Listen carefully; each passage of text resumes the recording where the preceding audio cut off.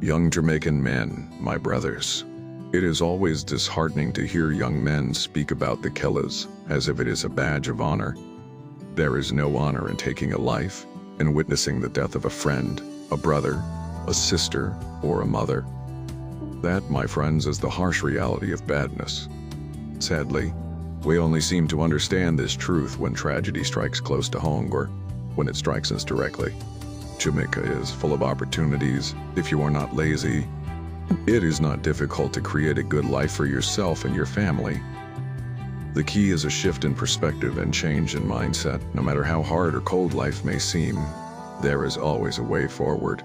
Always choices to be made. Just as we are what we eat, we are also what we believe ourselves to be. To build a better Jamaica and a better future for ourselves and our children, we must rewrite our entire mentality.